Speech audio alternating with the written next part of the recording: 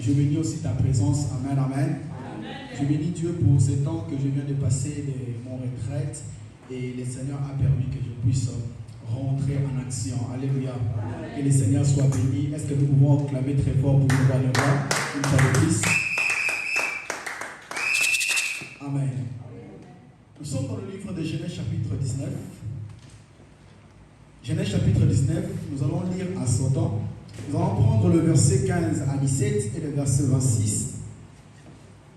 Genèse chapitre 19, le verset 15 à 17 et le verset 26. Je lis au nom de Jésus.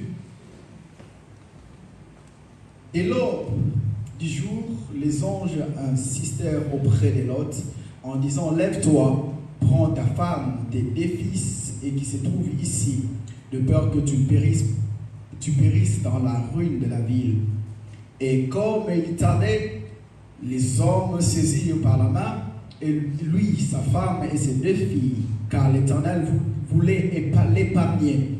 Ils les menèrent et ils les laissèrent hors de la ville.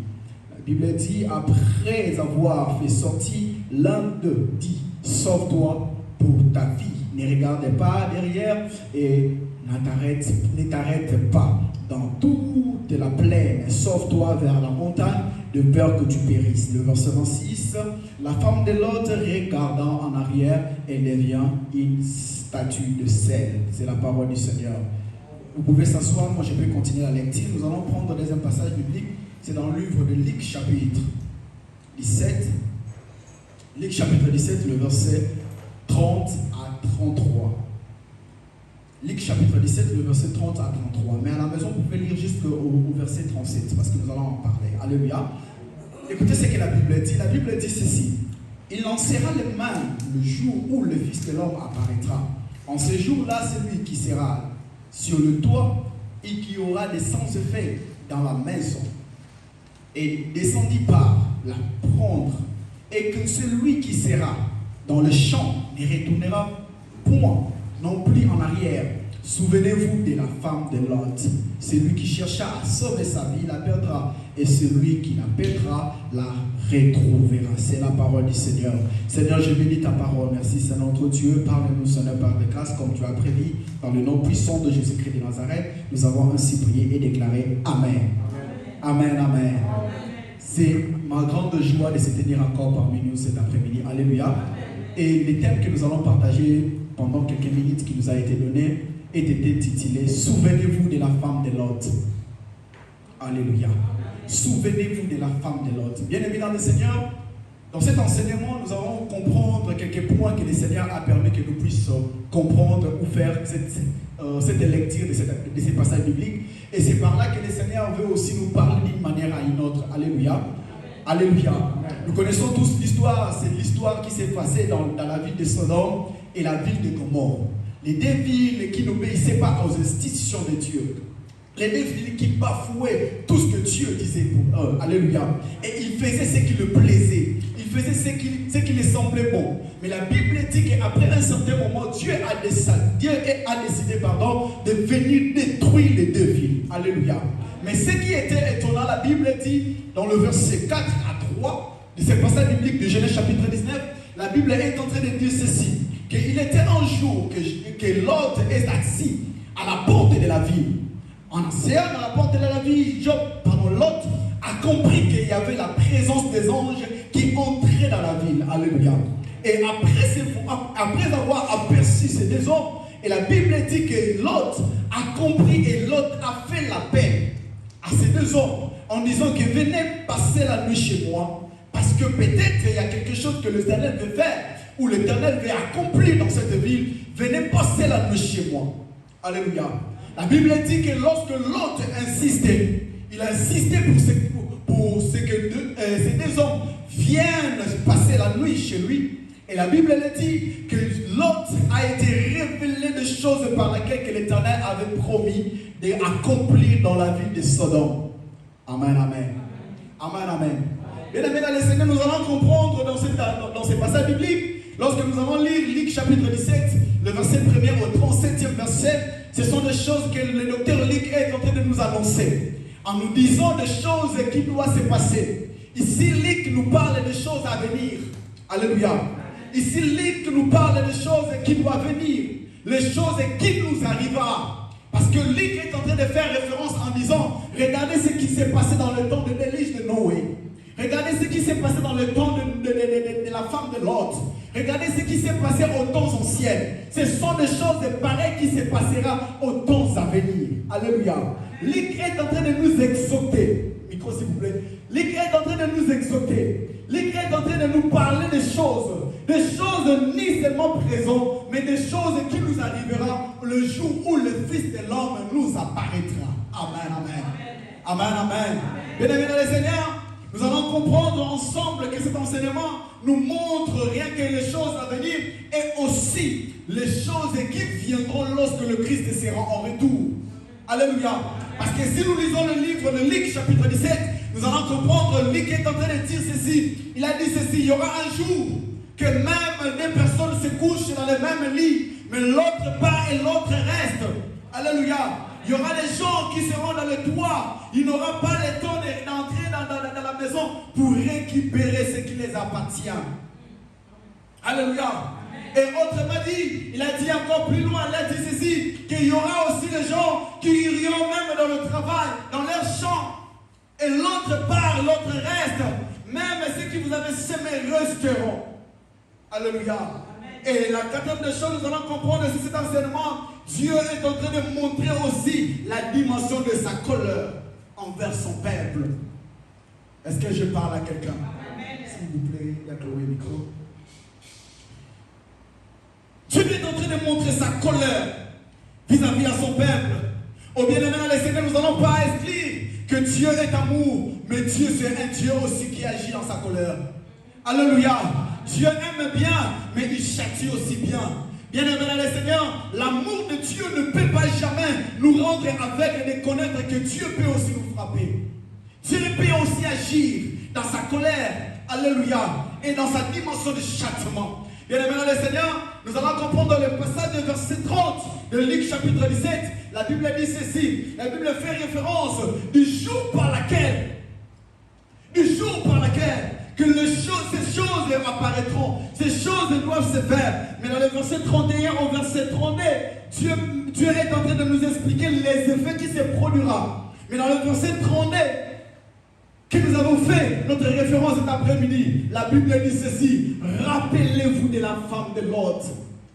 Rappelez-vous de la femme de Lot. Pourquoi Luc est en train d'insister que nous puissions se rappeler de la femme de Lot? Parce que cette histoire nous a été une histoire très difficile de comprendre qu'une femme qui était une femme d'un serviteur de Dieu, une femme qui était obéissante à la voix de Dieu, une femme qui s'attachait à la promesse de Dieu, parce que nous connaissons tous l'histoire. Lot était cousin ou frère à Abraham.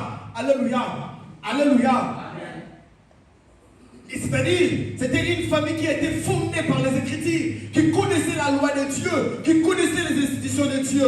Mais la Bible dit, rappelez-vous de la femme de Lot.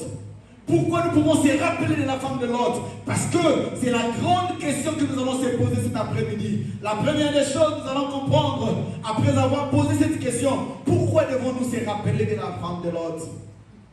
La première réponse, c'est parce que Lot était un serviteur de Dieu. C'est-à-dire, lui et sa maison servaient l'Éternel. Alléluia. Lui et sa maison servaient l'Éternel. C'est-à-dire, la maison de Lot doit être une maison exemplaire, une maison obéissante, une maison soumise à la voix de Dieu.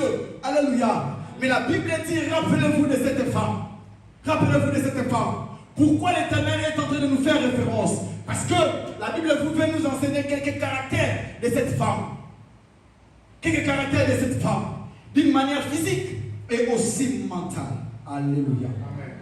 Est-ce que je parle à quelqu'un? Est-ce que je parle à quelqu'un? Si nous allons comprendre la nature ou le caractère de cette femme, la première des choses à comprendre, la femme avait une nature envieuse. Une nature envieuse. Pourquoi la Bible le dit? Parce que la Bible dit ceci. Dieu a ordonné qu'à l'autre de sortir avec sa famille. Dieu a ordonné de l'autre de prendre tout ce qui lui appartient, c'est-à-dire la femme, ses deux filles et tout ce qui était dans la maison, afin qu'il puisse partir à la montagne pour se cacher, pour que Dieu puisse agir dans sa colère. Alléluia. Alléluia. Mais le caractère de la femme n'a pas permis que la femme puisse aller.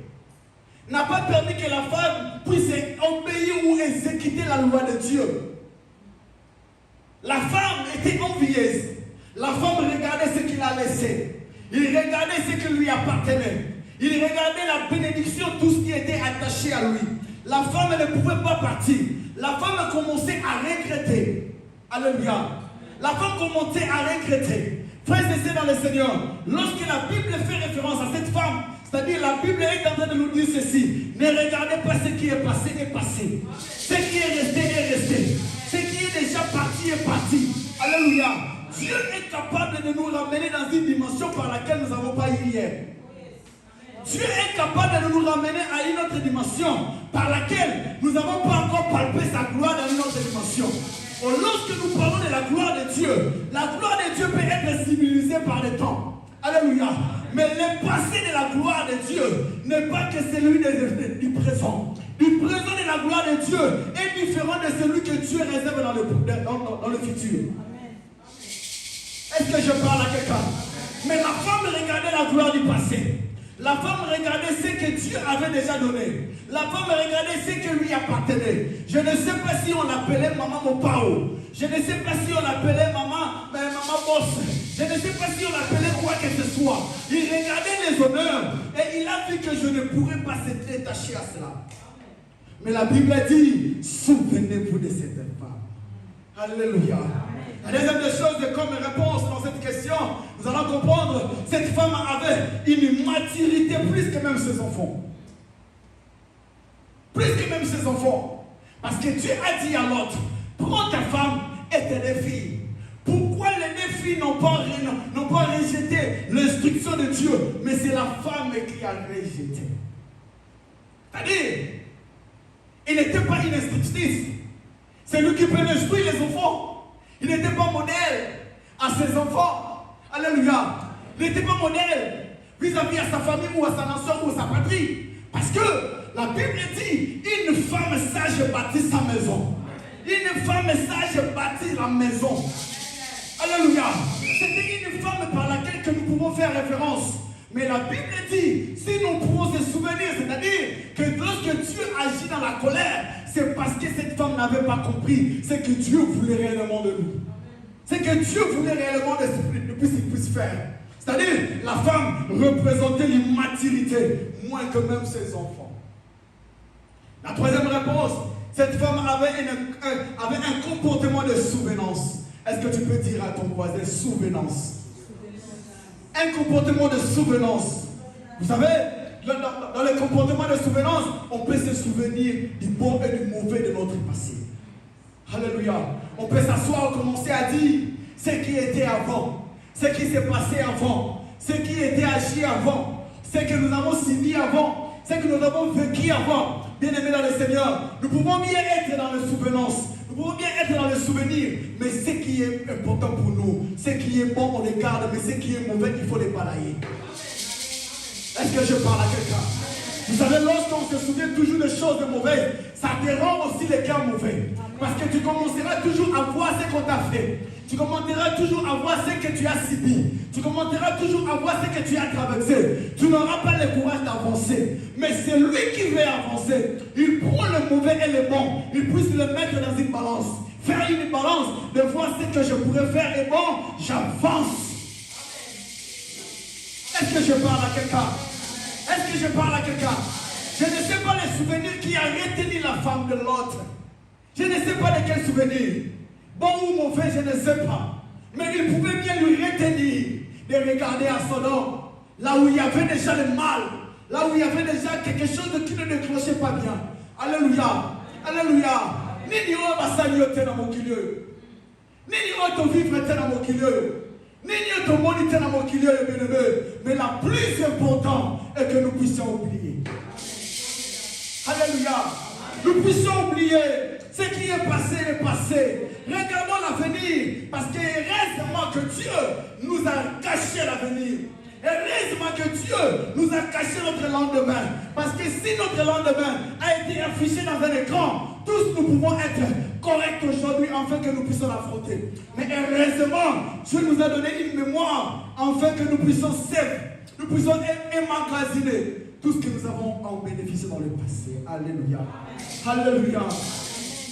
La quatrième des choses, la désobéissance, je l'ai déjà parlé.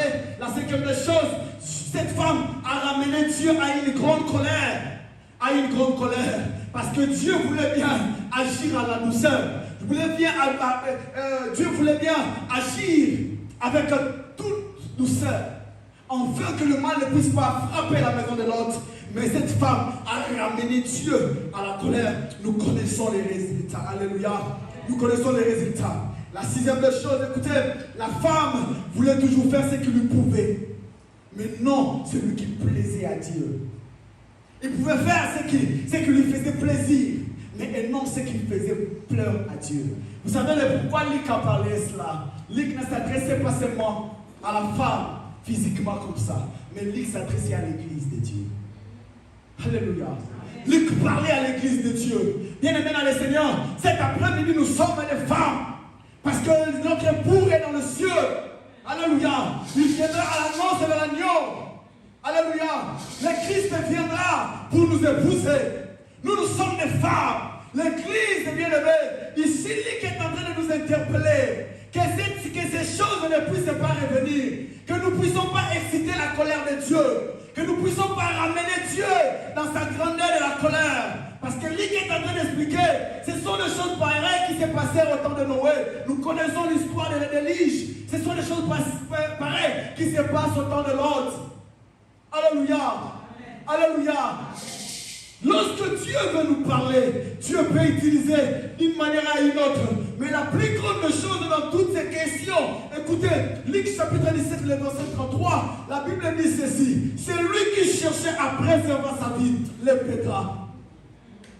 C'est lui qui cherchera à préserver sa vie. J'aime notre verset qui dit, c'est lui qui cherchera à conserver, à sauver sa vie, la pètera. Yesu bien-aimé dans le Seigneur, Yesu akosonga lelo bomo inabiso eza pamba. Amen. Nyeso tozala mo eza pamba. Mitu kabanda kukolanda eza pamba. Yamotuya eza bomo inabiso epa Yesu. Alléluia. La Bible dit ceci, c'est lui qui cherchait à sauver sa vie, la perdra. Mais c'est lui qui perdra sa vie, la conservera. La conservera. Bien-aimés dans le Seigneur, nous pouvons bien chercher à mettre nos vies dans des standings qu'il faut, dans des conditions qu'il fallait. Mais sache-le très bien, mais si tu n'as pas Jésus dans ta vie, Si tu n'as pas Jésus dans ta vie, je parle à quelqu'un, je parle à l'église. Si tu n'as pas Jésus dans ta vie, si tu ne portes pas Jésus dans tes fruits, sache-le très bien, tu perdras ta vie. Parce que vie n'est ensemble. Alléluia. Alléluia. Oh, regardez maintenant. Toutes ces questions ont été répondues par des phrases. Que celui qui cherche à sauver sa vie la perd. Mais celui qui cherche à conserver. Mais celui qui cherche, pardon, à perdre sa vie la conservera. Ici, la Bible nous parle de l'éternité. Alléluia. Mais la plus grande chose, si nous pouvons se souvenir de ce qui était passé dans le passé. Écoutez ce que Corinthiens est en train de nous dire. Corinthiens chapitre 5, le verset 17. La Bible dit ceci. Celui qui vient en Christ est automatiquement appelé une nouvelle créature. Alléluia. L'ancienne personne est partie. Au Moutaï Kobo accueilli. Mouyimbe accueilli. Mouyimbe accueilli. Accueilli, parce que tu es maintenant une nouvelle créature. C'est ça que la Bible est en train de déclarer. Celui qui vient en Christ, les choses de passé est passé, mais il devient une personne nouvelle, une nouvelle créature. J'aime même la grande définition de cette histoire. La Bible dit que ce qui est passé sous la lumière. Alléluia. C'est-à-dire que même Galate est en train de dire ceci. En effet, Jésus-Christ, c'est lui qui a l'importance. Ce n'est ni par la circoncision, ni par l'incirconcision, mais c'est fait une autre créature. Alléluia. Vous savez pourquoi Galate est en train de dire ceci, ou Paul s'adressait ceci? Parce qu'avait un certain moment dans l'évangélisation de Paul, que le peuple résistait par rapport à la reconnaissance. Parce qu'il connaissait bien. Il était le docteur de la loi. Il maîtrisait bien les choses de Dieu. Il se disait, nous sommes déjà circoncis. On est déjà circoncis sous l'alliance de ce qu'Abraham a tissé avec Dieu. C'est-à-dire pour nous, c'est fini comme ça. Alléluia. Mais j'aime la réponse de Paul. Paul a dit ceci. Ce n'est ni par votre circoncision. Ce n'est ni par votre incirconcision. Mais c'est fait d'une manière que Jésus doit être. Alléluia. Jésus doit être installé dans votre vie. Jésus doit être dans votre vie, afin que vous puissiez devenir de nouvelles créatures. Est-ce que je parle à une autre personne maintenant? Est-ce que je parle à de nouvelles personnes? Des personnes qui sortiront ici avec un autre comportement. Des personnes qui sortiront ici avec une autre identité. Des personnes qui sortiront ici avec une autre marque. Alléluia. La Bible dit, ils sont tous devenus de nouvelles créatures. Vous savez, la dimension par laquelle Dieu nous attend. La dimension par laquelle Dieu nous attend. Dieu nous attend à devenir de nouvelles créatures. Alléluia. Viens Goliath et Kouya. Nous sommes tous là dans le Kouya. Amen. Nous sommes tous là dans le Kouya. Mais hier, nous avons posé comme on a dit de nouvelles créatures. Nous voulons être de nouvelles créatures. Vous savez pourquoi? Pourquoi nous pouvons parler de ce souvenir de la femme de l'autre? Écoutez, car l'ancienne personne t'amène à la résistance. Est-ce que je parle à quelqu'un? L'ancienne personne t'amène à la résistance. Parce que tu regardes le pété, tu regardes les grades, tu regardes les fonctions, tu regardes ce que tu es, tu regardes l'importance que tu portes. Ça peut te ramener à la résistance. Vous savez pourquoi la femme de l'autre a résisté à l'institution de Dieu? Parce que Dieu passait par leur maison pour parler à toute nation. Alléluia. Dieu passait par leur maison pour parler à toute une nation. C'est-à-dire que Dieu a établi son hôtel dans leur maison. On ne joue pas avec le Seigneur. On ne joue pas avec Dieu. Dieu est en train de parler ici en disant que parce qu'il y a la résistance, c'est pourquoi ils ne veulent pas donner leur vie à Jésus. Ils ne veulent pas donner leur vie à devenir de nouvelles créatures. Pour aller au Mongo, ça fait 10 ans. Ça fait 15 ans, 5 ans, 8 ans, 2 ans, 3 ans. On le met ensemble à briser. Alléluia. Alléluia. L'ancienne personne nous amène à la résistance. L'ancienne personne. Or, la résistance pousse à la rébellion. Lorsqu'une personne est résistante, ça lui pousse à la rébellion. Vous savez, la rébellion a des états. Il y a l'état spirituel et il y a l'état physique. Amen, amen. La rébellion a des états. Il y a l'état physique et il y a l'état spirituel. Vous savez, vous allez me donner raison. Écoutez ce que la Bible dit au livre de Jonas, chapitre 1er, le verset 1 à 4, même le verset 11. La Bible dit ceci, que la parole de Dieu fut adressée à Jonas. Lève-toi et va à Ninive. Nous connaissons l'histoire. Alléluia. La parole de Dieu fut adressée à qui? À Jonas. Lève-toi et va où? À Ninive. Mais le verset 3, la Bible dit ceci. Jonas s'éleva pour s'enfuir à Tarsis. Dites-moi maintenant, c'est une obéissance ou une résistance? C'est une rébellion ou c'est une obéissance? C'est une rébellion de l'appel de Dieu. Parce que Dieu lui envoie une mission spirituelle. Alléluia. Va à Ninive et sauve mon peuple. Annonce l'évangile à mon peuple. Mais la Bible dit, il s'élevait pour fuir à Tarsis. Voire même notre version dit que Jonas a dévié le chemin de Ninive à Tarsis. Alléluia. Nous connaissons les effets. Dans le verset 9, 10, 11, nous connaissons les effets. Mais ce que j'aime, c'est quoi? Vous savez, lorsque nous sommes en train de s'opposer dans ce que Dieu nous dit à chaque moment, c'est que Dieu fait quoi? Dieu se prépare lui-même pour nous envoyer un sort. Est-ce que je parle? Si on s'oppose à ce que Dieu nous dit, Dieu lui-même se prépare pour nous envoyer un sort. Jonas chapitre 2, le verset 1 a dit. La Bible dit ceci. L'Éternel fit venir un gros poisson pour avaler qui? Jonas. L'Éternel lui-même, Zamba Bolingo, Otoyembelaka, Otokumisaka, Otonetolaka, mais lui-même, il a envoyé un gros poisson pour avaler Jonas. Et il fit 3 jours et 3 nuits dans le ventre du poisson. Dieu n'est pas amour. Zamba Bolingote. Mais ici, il a fait quoi? Il a jeté un sort. Alléluia. Lui-même le Seigneur, il pourrait bien le faire aussi à la femme de l'autre. Pour dire que non, Adam moi ça vous Adam c'est un bon nayo. Adam moi na abimina nzele Abraham. Bateleka tikaye. Mais Dieu a dit, personne ne puisse regarder en arrière. Que personne ne puisse regarder. C'est une instruction. C'est un commandement divin. Alléluia. C'est un commandement divin. Accepte et obéis d'abord. Sinon, lui-même, le Seigneur s'en prend en charge. La rébellion physique. Maintenant, nous allons comprendre. Lorsque Dieu veut nous frapper par rapport à notre rébellion, Dieu touche à notre gloire. Dieu touche à ce qui concerne notre personnalité. Est-ce que je parle à quelqu'un? Dieu touche à notre personnalité. Dieu peut t'humilier. Dieu peut te laisser comme ça. Afin que tout le monde puisse comprendre que tu es abandonné de Dieu. Que tu es délaissé de Dieu.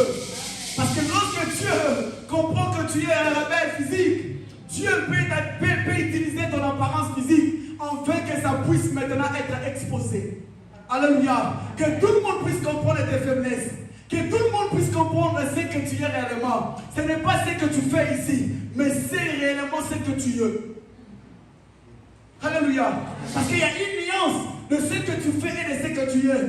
Parce que de ce que tu fais, tu peux nous présenter les œuvres, c'est bien bon, mais ce que tu es. Parce que lorsque Dieu veut toucher à la partie sensible de ton physique, Dieu commencera à toucher à ta gloire. Il va commencer à te diminuer. Il va commencer à t'exposer. Il va commencer à te rendre à l'ennemi. Il va commencer à te dépouiller. À te dépouiller. Écoutez ce que la Bible dit. 1 Samuel chapitre 4, verset 21 à 22. La Bible nous parle d'une histoire que nous connaissons tous. Mais ce que j'aime, le verset 21, la Bible dit, elle appela l'enfant Ichabod. Et en détruisant sa gloire, la gloire est bannie. En disant, la gloire est bannie. La gloire de Dieu est bannie. Alléluia. Dans notre version, la Bible dit, il appela l'enfant Ichabod. Mais la gloire de Dieu est partie. Alléluia. La gloire de Dieu est partie. C'est que j'aime, dans le verset 22, il donne même la raison de la gloire de Dieu. Il en disant ceci, elle dit, la gloire est bannie en Israël, car l'arche de Dieu est partie. L'arche de Dieu qui représentait la présence de Dieu. L'arche de Dieu qui représentait Dieu lui-même en Israël. Mais la Bible dit ici, le peuple est en train de douloureux, de passer un temps de douleur, un temps de souffrance, en disant, oh, la gloire de Dieu est partie. La gloire de Dieu est bannie. Ikabod. La gloire de Dieu n'est plus là. Oh, la gloire de Dieu, on ne vit plus. Parce que la gloire de Dieu est partie. Pourquoi? La présence de Dieu ne réside plus en toi. Sache-le très bien. Lorsque l'Ikabod réside déjà en toi, il n'y aura pas la gloire de Dieu. Alléluia. Alléluia. Dieu est le peuple rebelle. Dieu n'accepte jamais que ses instructions soient bafouées. Vous savez pourquoi? Dans Exode chapitre 32, les versets 1 à 8, la Bible dit ceci. La Bible dit que Moïse est parti prier et chercher l'Éternel. Mais le peuple est resté avec Aaron.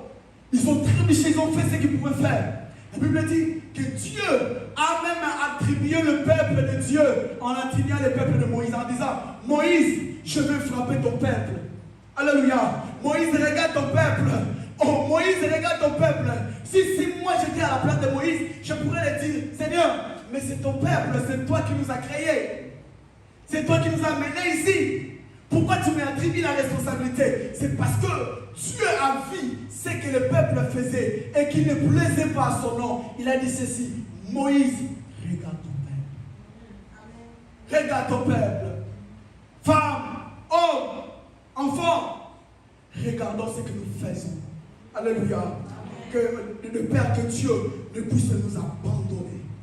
Afin que Dieu ne puisse nous relâcher. Alléluia. Matthieu dit, on frappera les bergers et les brebis disparaîtront. L'église du Seigneur, réveillons-nous. Alléluia. L'église du Seigneur, réveillons-nous. L'église de Dieu, réveillons-nous. Donne-moi mon cas. Joël chapitre 4, le verset 9. Écoutez ce que la Bible dit. Proclamez ceci parmi les nations. Préparez la guerre. Réveillez les guerriers qui s'approchent et qui montent tous les hommes de guerre. Alléluia. Joël est en train de dire, proclamez ceci parmi les nations et réveillez les guerriers. Réveillez les guerriers. Vous savez, celui qui part en guerre ne prend pas le temps de la distraction. Celui qui part en guerre ne prend pas le temps de se mêler dans des choses inutiles. Celui qui part en guerre ne prend pas le temps dans des futilités inutiles. Celui qui part en guerre est tellement motivé et même sa conscience, même son état est tellement préparé. Alléluia. Nous sommes une église de réveil et non une église de sommeil. Nous devons se réveiller. Alléluia. Nous devons se réveiller parce que ici la Bible nous dit réveillez les guerriers. Réveillez les guerriers. Nous sommes inarmés. Nous sommes inarmés. Dieu a besoin de nous. Dieu a besoin que nous puissions réveiller. Alléluia. Alléluia. Alléluia. Dieu m'a dit d'insister que sur notre sommeil, que nous puissions se réveiller. Sortons dans ce qui est passé. Sortons dans ce qui a été dit. Sortons dans les années passées. Mais vivons notre époque et réveillons-nous. Réveillons-nous. Bien-aimés dans le Seigneur, Dieu avait vraiment insisté que je puisse le dire. Que Église, que nous puissions se réveiller. Alléluia. Alléluia. Vous savez notre devise de cette année? L'année des surprises agréables. Alléluia. L'année des surprises agréables. Mais pourquoi nous dormons encore? Pourquoi nous sommes encore ensemble? Nous devons s'élever pour vivre réellement les surprises agréables. Alléluia. Nous pouvons se réveiller pour vivre les surprises agréables. Il nous reste pratiquement 5 à 6 mois. Nous pouvons récupérer tout ce qui nous appartient. Ce qui est passé est passé. Ce qui a été consommé en janvier est passé. Février est passé. Mars est passé. Avril est passé. Mai est passé. Même juin est en train de passer. Mais comme il nous reste encore quelques jours de juin, il est capable qu'on puisse se réveiller et chercher la face de Dieu.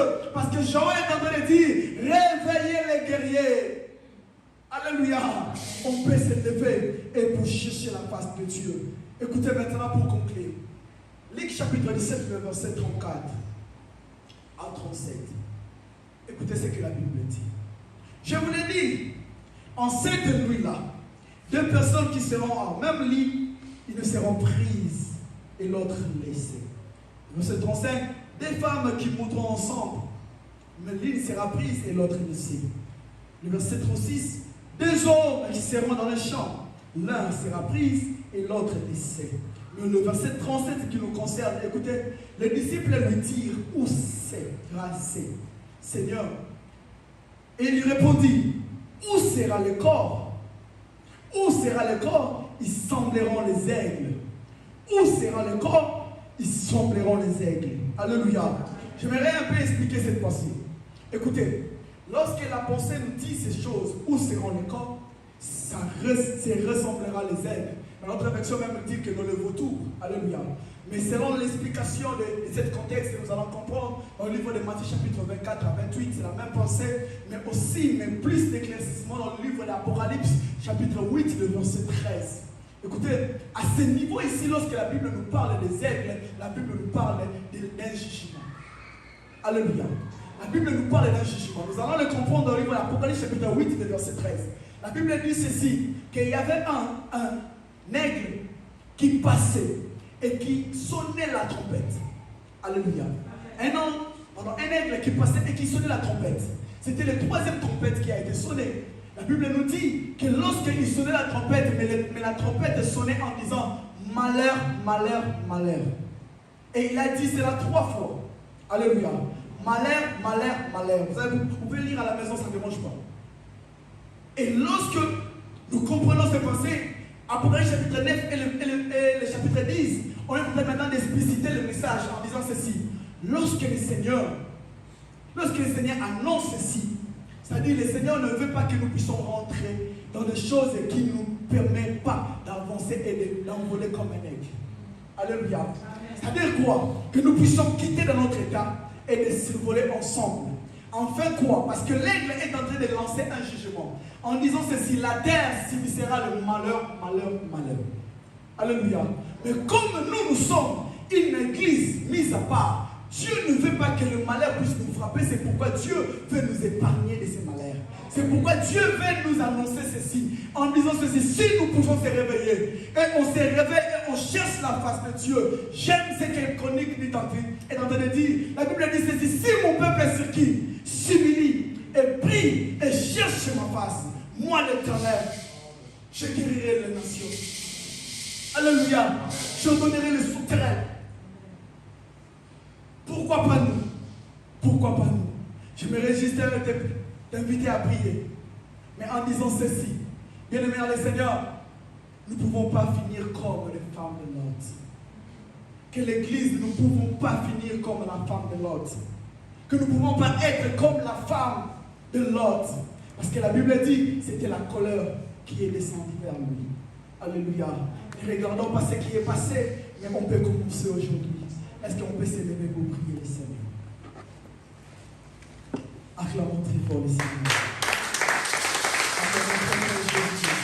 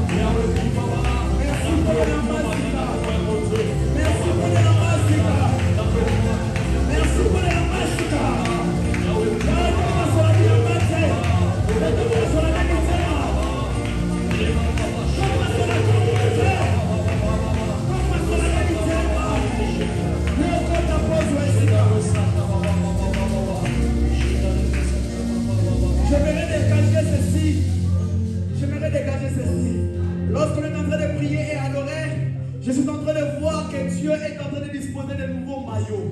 Je n'ai pas compris pourquoi. Vous savez, comme une équipe de football, c'est que je vis dans ma vision maintenant, comme une équipe de football, mais on est en train de changer les joueurs et donner de nouveaux maillots. L'Éternel est en train de me dire, il est en train de transformer la vie des gens. Il est en train de transformer la vie de cette église. Dieu est en train de dire ceci, qu'il est en train de nous donner encore l'énergie, pas comme avant. Il est en train de nous donner encore la capacité, pas comme avant. Il est en train de nous restaurer maintenant. Si tu peux demander, lever tes mains. Élève tes mains, élève tes mains, élève tes mains. Mais j'entends dans mes oreilles, l'Éternel est en train de dire que la prière de la bénédiction viendra par notre pasteur. Il est en train de déclencher le ciel avec ce que nous avons vu puisse s'accomplir. Élève seulement ta main et le pasteur va prier. Avant de prier, je sens dans mon cœur que nous allons prier. Pendant que nous avons nos mains levées, nous allons dire à Dieu, Seigneur, un vent nouveau au milieu de nous. Un vent nouveau dans cette église. Un vent nouveau dans nos maisons, Jésus. Un vent nouveau avec toi, Seigneur. Nous allons demander un vent nouveau au milieu de nous. Un vent nouveau. Le Dieu qui restaure. Il veut le bien ensemble dans la Kamwasika. Ensemble à restaurant. Ensemble à clean. Avec la restauration. Ici, c'est le Dieu que nous prions, Seigneur. Avant que la douceur de ton famille, Dieu nous ensemble un vent nouveau. Un vent nouveau. Comme il est pas, il y a si dans l'église. Alléluia. Dans le nom de Jésus. Seigneur, nous sommes dans ce pour un vent nouveau.